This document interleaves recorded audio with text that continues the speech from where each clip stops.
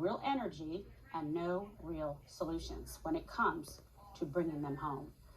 Biden's arrival in Israel was meant to be a display of strength and solidarity with one of our closest allies at a time when we could potentially be on the brink of a third world war. But what was the outcome? $100 million in aid money that we know will most likely be confiscated by the terrorists holding our people. Today, I'm also announcing $100 million in new U.S. funding for humanitarian assistance in both Gaza and the West Bank. Let me be clear. If Hamas diverts or steals the assistance, they will have demonstrated once again that they have no concern for the welfare of the Palestinian people. Let's be clear here. He is talking about a group that proudly digs up water pipes so they can fashion them into rockets that will be fired indiscriminately into Israel with the hopes of killing as many innocent Jews as possible. The Biden administration needs to face reality, face the facts, and stop emboldening this evil.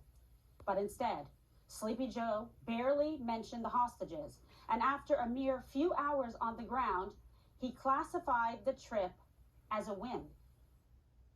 Were you disappointed that you had to cancel the stop in Jordan? No, I'm disappointed. Look, I came to get something done. I got it done. Not many people thought we could get this done.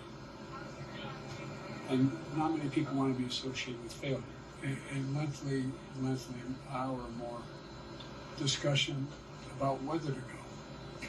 Because had we gone and this failed, then the United States failed, my presidency failed, etc. You failed. No legitimate criticism. Well, the only thing he got done was convincing the Egyptians to help us deliver the $100 million reward to our enemies. And by the way, Joe Biden didn't cancel the summit. The King of Jordan canceled the summit, which was supposed to include the president of Egypt and the Palestinian president. Biden could not have gone to Jordan without utterly embarrassing himself and our country, even more than he has already done. And ask yourself this: why was there limited talk about our hostages currently being held in the Gaza Strip? It's because Biden had nothing to report and would rather dodge and deflect than put Americans first and actually get something done. Instead, he left all talk of hostage recovery to his mouthpieces making the rounds on the morning shows earlier today. What's the latest on the hostages? Is Qatar making any progress in getting some of them out?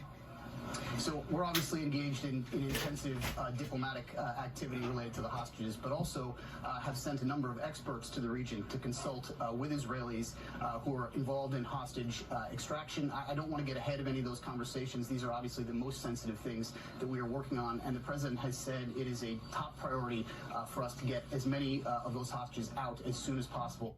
Let's just say my confidence in Joe Biden and my confidence this inept and incompetent cabal of Washington swamp creatures is at an all-time low.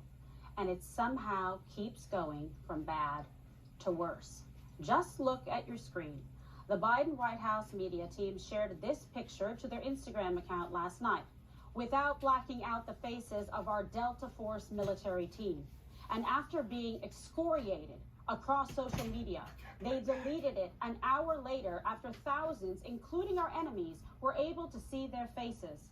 This White House is so unserious, it defies all logic.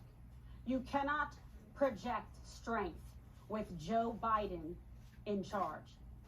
Look at John Kirby and Anthony Blinken. See the nervous looks on their faces as Biden takes questions from the press. With Joe Biden spewing one incoherent word salad after another, his team is literally terrified that he is going to say the wrong thing in the most crucial moments. And of course, they have every reason to be nervous. The decaying and declining cognitive wreck in the Oval Office should be in a retirement home, rather than stumbling, bumbling, and crumbling amid an intensifying Middle Eastern hot war. And remember, our enemies, like Iran, are watching closer than ever. And as they decide if this is their moment to ramp up their aggression, this is what they see. Years ago, I asked Secretary of State, when he and I worked in the Senate, to write